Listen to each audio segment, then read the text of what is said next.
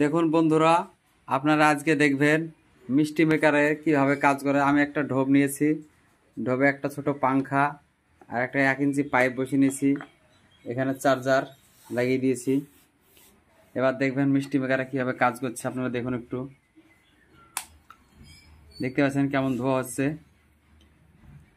দেখুন, এবার আমি ঢাকনাটাকে এটা লাগিয়ে দেবো এইভাবে।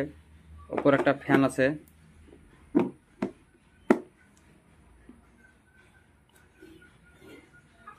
মিষ্টি মেকারে কাজ শুরু হয়ে গেছে, দেখুন লাইটিং চলছে, কাজ হচ্ছে।